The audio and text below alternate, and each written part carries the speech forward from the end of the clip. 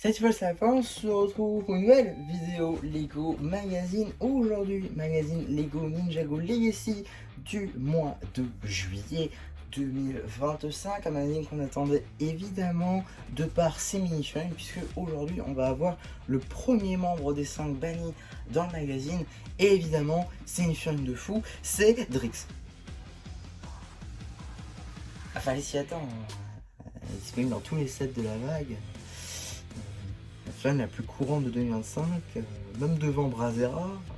Non, mais plus sérieusement, voilà, c'est quand même plutôt cool dans cette version, on va y revenir. Également Call Tournoi qui, là encore, on va y revenir, mais une figurine plutôt cool à retrouver ici. Et également, petite chose à préciser, voilà, n'hésitez pas à me le dire en commentaire si vous aussi vous l'avez vu, parce que pour le coup ça m'a surpris. J'ai eu 2 coupes de cheveux de Call, voilà, moi qui en avais commandé des tonnes, ouais, vous allez voir ça dans un prochain haul, parce que du coup j'ai pas tout reçu encore, c'est compliqué. Et voilà, vous verrez arriver cette vidéo incessamment sous peu, il n'y aura pas de soucis là-dessus je pense, normalement, parce que j'ai fait une réclamation, parce que ça fait quand même un mois j'ai commandé quoi, même un mois et demi. Toujours un reçu, merci Bricklink. Et ouais, bon, c'est pas grave. En tout cas, tout ça pour dire qu'on a 2 bonnes figurines qu'on va tout de suite voir d'ailleurs. Juste ici, vous avez une mini-figurine exclusive de Call Tournoi des Sources. En effet, cette version avec le foulard noir est exclusive à ce magazine. Elle n'apparaît dans aucune autre référence. Néanmoins, tous ces éléments ont déjà été vus sur d'autres mini-figurines. Tout d'abord, le Call Tournoi, donc avec le foulard orange, peut être trouvable dans beaucoup de sets, néanmoins assez onéreux ou alors difficile à trouver. Pour difficile à trouver, ça va être également le Polybag de juin 2023, et les polybags en France c'est pas très commun, donc voilà, un peu difficile à trouver. Sinon, pour des sets un peu plus faciles, ça va être de l'ordre de 90 € ou de 250 € avec le véhicule tout-terrain ou alors la ville au tournoi. Donc des sets assez onéreux pour cette petite mini-figurine. Donc l'avoir dans le magazine, c'est franchement très cool, malgré le fait que le foulard ne soit pas le bon. Néanmoins, les cheveux, donc c'est un move du film, donc 2017, de même pour la tête. Le foulard, bon bah 2014, et torse et jambes, c'est du juin 2024. Ces tenues ont toujours été superbement tampographiées avec ce logo toujours de Dragon Source avec le logo Ninja à l'intérieur. C'est du plus bel effet, une très belle tampographiée. Si on retire le foulard, vous pouvez donc mieux apercevoir la première expression faciale avec un col pas content et là un col plus content. En termes d'accessoires, un simple katana doré. Juste ici, nous avons Drix, le membre de 5 bannis le plus facile à obtenir, même si en vrai, je vous ai menti, car dans cette version, il est assez compliqué. En effet, vous avez 2 moyens d'obtenir cette version, soit d'acheter l'Arc Dragon Focus, où il est disponible dans cette configuration, ou alors d'acheter 2 sets, soit d'acheter donc le Battle Pack avec la flamme de Drix, mais avec les mauvaises épaulettes, c'est-à-dire les épaulettes en Dark Pearl Grey, et du coup, vous avez seulement cette version-là. Donc pour avoir les épaulettes noires, qui ne sont pas exclusives à Drix, vous avez besoin du pack de toupie Arène et Raz à 20 €, et donc de pouvoir voler en gros les épaulettes de Raz pour les mettre sur Drix, et donner les épaulettes de Drix pour les mettre sur Raz. Ce qui vous donne 2 mini-figurines canon, donc un Raz avec la bonne épaulette, et Drix avec la bonne épaulette. Mais il vous faut acheter 2 sets. Sinon, chez Lego, il n'y a que 2 références où vous pouvez retrouver le Drix déjà tout fait, l'Arc Dragon Focus et ce magazine. Donc voilà, ce magazine peut être très intéressant pour choper et l'épaulette et un bon Drix. Donc voilà, ça peut être plutôt sympa. Néanmoins, le personnage est déjà trop apparu chez Lego. On le retrouve sous 3 variantes, sans épaulette, épaulette en dark grey et épaulette noire. Et on a déjà quasiment une dizaine de références où il est disponible. C'est déjà beaucoup trop. Néanmoins, c'est une très bonne mini-figurine avec beaucoup de détails. Je pense notamment au torse, à la tête qui fait très insecte, qui peut être utilisé dans beaucoup d'autres gammes. Je pense également au chapeau qui est donc dans toute nouvelle version en noir, également l'épaulette qui est droit à toute nouvelle version. Alors tout ça pour dire que Drix n'est pas une mauvaise mini-figurine. Néanmoins, on le retrouve beaucoup trop de fois, ce qui empêche par exemple d'autres bannis qui n'ont droit qu'à une seule apparition d'apparaître. Voilà l'arrière du torse de Drix avec le logo des 5 bannis aux couleurs de Drix. Et également sa tempographie faciale qui est du plus bel effet, de très belle tempographie, juste ici avec des yeux d'insectes, c'est parfait. En termes d'accessoires, un katana argenté. évidemment, maintenant qu'on a vu l'émission, la carte.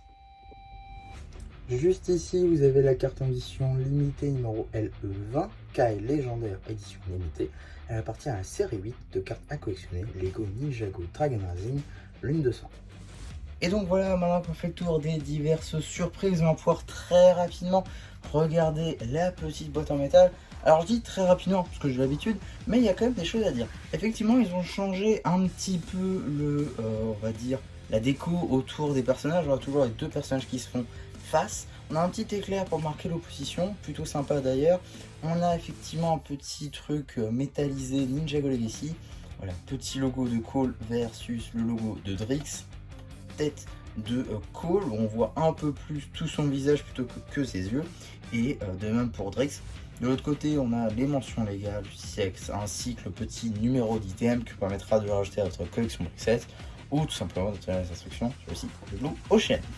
Et également Legacy Box, mais surtout ce que je voulais dire, c'est que je sais pas si vous avez remarqué, on n'est pas dans un podcast, je vous rassure, mais effectivement, on reprend les imprimés de la porte du Temple 4+.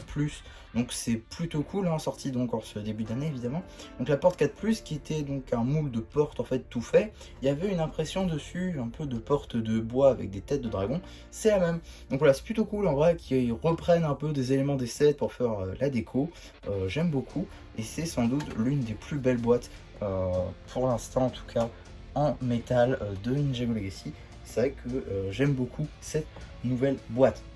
En tout cas, en ce qui concerne le magazine, sur un format XXL, hein, Ninjago Legacy, donc plus haut que le format classique, à 8,99€ pour le coup. Voilà, bon, ça change pas, hein, c'est pas du tout une nouveauté, mais comme à chaque fois, je vous le dis, on paye 2 mini-figurines, la boîte en métal et la carte en édition limitée. Donc forcément, ça coûte un petit peu plus cher, mais voilà, pour le coup, vu le contenu qu'on a dedans, ça reste quand même très très sympa. En tout cas, on a une petite publicité pour le magazine Lego Star Wars de juin 2025 avec Ninja Ring, vidéo qui est d'ores et déjà disponible sur la chaîne juste ici. Également petit sommaire avec notre très cher Rogue juste ici, ou Jay hein, comme dans la série, puisque Rogue n'a jamais été cité dans la série pour l'heure. En tout cas, petite double page dédiée à nos deux films du jour, avec ici un rêve de Cole visiblement. Drix qui se lève de son lit et du coup petite opposition pour récupérer le chapeau de Drix. Bon voilà, petit jeu pour présenter les deux personnages, plutôt sympa, ça passe assez bien, assez vite. Et également gang de motards, donc juste ici il faut retrouver dans les ombres bien les personnages tels que Luke, Cunningham, Nace, Chopper, Maroon et Ultraviolet évidemment, avec également une reconstitution de l'image de 2 kg. J'utilise d'ailleurs le nom informé, c'est évidemment kilo, ça paraît logique vu les lettres. On a également un petit poster, c'est pas la première fois, mais de Lego Dreams rejoignait la partie, donc c'est la partie 1 de la saison 3 de Dreams. Saison 3 partie 1 qui nous laisse sur un gros cliffhanger de fou furieux. Je suis désolé, mais c'est franchement la meilleure fin de partie que j'ai jamais vue. C'est parfait, c'est franchement parfait. Tu penses que tout le monde a gagné, et au final pas du tout. C'est parfait, franchement c'est parfait, c'est super bien amené, j'ai rien à dire là-dessus. Franchement Dreams saison 3, ils ont fait un taf de folie, hâte de voir la suite. Je sais que ça a fuité mais je veux vraiment en profiter, donc c'est pour ça que j'attends la sortie française qui devra arriver très prochainement, dans quelques semaines, donc voilà. En tout cas, on a également une petite mission juste avec vraiment d'anciens Cara Design, avec ici Zane qui mélange du coup sa tenue saison 1 avec sa tenue pilote pour la cagoule. Ça rappelle des souvenirs notamment des séries de cartes, même pour le Wu en bas. On a également juste ici Il était une fois, donc dans la BD du jour on va découvrir visiblement le maître des portails qui du coup va pouvoir créer des portails comme son nom l'indique. Donc voilà, avec la pierre Venge, voilà, ça raconte un peu la BD.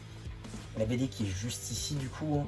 Et voilà, je vous renverrai vers la chaîne BD lorsque ce sera disponible. Et on arrive bientôt au moment où la chaîne BD et la chaîne principale sont coordonnées, c'est-à-dire que on pourra poster les BD le jour même où le magazine sortira. Donc ça c'est plutôt cool je trouve, et j'ai très hâte de pouvoir faire ça. En tout cas, suite de la BD du coup, avec un petit jeu sur Premier Empire qui sera visiblement sur 2 pages, voilà, avec un côté Unagami, un côté Jay, et entre les deux vous avez un petit poster juste ici Premièrement sur Day of the Departed, donc le jour des âmes disparues, mode ninja activé avec les divers véhicules qu'on avait.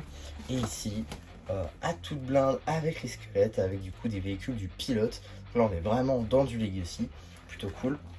Et de l'autre côté, du coup, la suite avec le tout-terrain supersonique du coup de Day of the Departed, évidemment.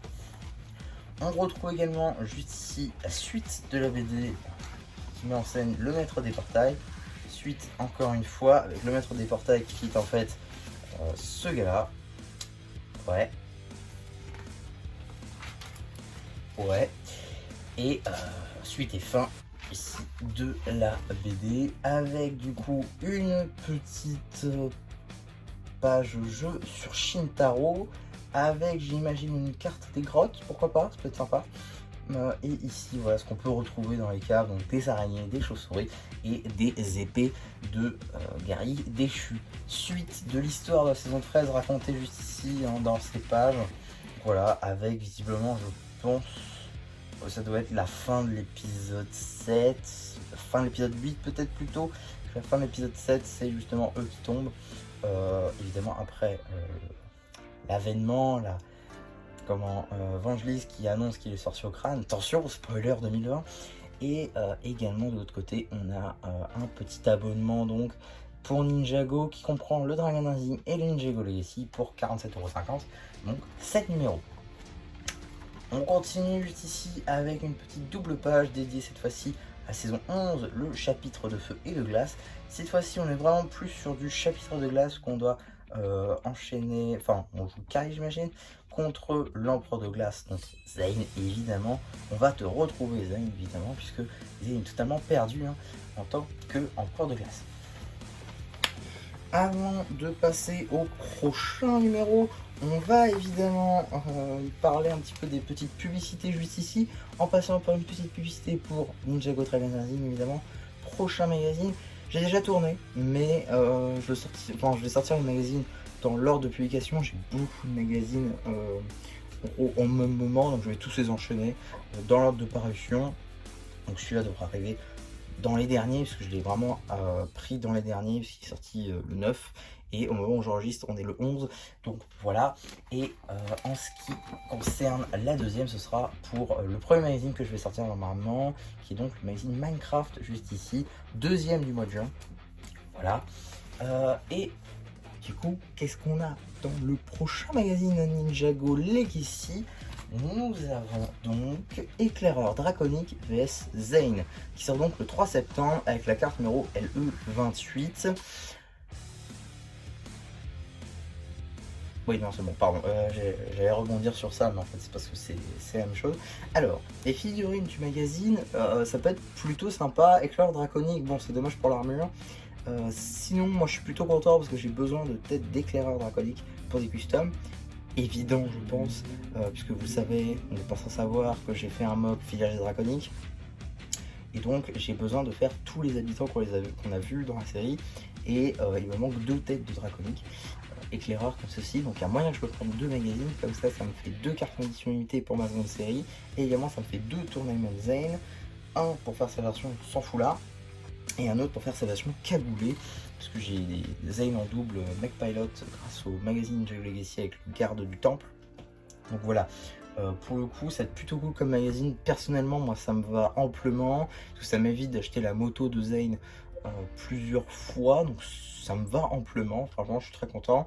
L'écran draconique, ça me va très très bien. Et même, je pense que je vais en prendre 2 en fait, en vrai. Parce que franchement, ça peut être parfait les deux. Donc ouais, je pense que ça m'arrange vraiment beaucoup ce petit magazine là, je suis très content que ce soit ces 2 films là. Maintenant j'espère quand même qu'on aura d'autres bannis, je pense notamment à Rox, je pense notamment à Cure. J'aimerais bien par exemple qu'on ait un magazine Rox Frac ou Cure Frac, ça peut être franchement très sympathique, puisque Frac pour le coup c'est une film aussi qui peut être plutôt sympathique à retrouver dans le magazine, même à 9 €, puisque c'est une film qui est exclusive au combo. Un véhicule assez, on va dire, mal aimé, et en plus à 90 €, voilà, c'est pas le set qui va le plus se vendre quoi. Donc le mettre dans le magazine, ça peut être plutôt intéressant, ça peut bien se vendre. Et aussi Rox et Cure qui sont disponibles que dans un seul set, des sets assez onéreux. Donc Cure disponible dans le jet de Lloyd à 100 € et Rox qui est disponible dans le robot dragonnier de Rogue. Donc bon, les avoir dans le magazine ça pourrait être plutôt sympathique. Également un Zark ça pourrait être plutôt sympa, voire un Noct, hein. C'est vrai que c'est une chaîne assez bien aimé Noct, donc l'avoir en magazine forcément ça se vendrait, mais je pense que ce sera réservé pour un Dragon Rising classique. Si on a vu qu'on aura évidemment un Draconic spectral dans les prochains, donc pourquoi pas avoir un Noct, un Zark, en tout cas un autre banni, parce que si on a eu Drix, potentiellement on pourrait en avoir d'autres. Donc voilà. En tout cas, un bon magazine pour le coup Ninjago Legacy juste ici, avec un call qui est pas très commun dans des sets peu onéreux ou alors difficile à trouver. Donc ce magazine, on va dire facilement trouvable et plutôt sympa. Et cette version de Drix est aussi très sympa avec les polettes noires, disponible seulement de l'Art Dragon au Focus, un set donc à 100 €. Donc certes, c'est le personnage de Drix, néanmoins c'est une version un peu plus rare de Drix et surtout la version canon. Donc ça c'est plutôt cool. Et ils auraient pu nous mettre la version du set 4+, c'est-à-dire sans les épaulettes. Là, ils ne l'ont pas fait. Bon, c'est franchement cool de leur part. Donc voilà un petit peu pour ma vidéo sur ce magazine. J'espère en tout cas que ça vous aura plu. Surtout n'hésitez pas à me le dire en commentaire. N'hésitez pas aussi à liker la vidéo, à vous abonner. Et voilà, bah du coup, si j'en ai plus, qui vous dit bye bye.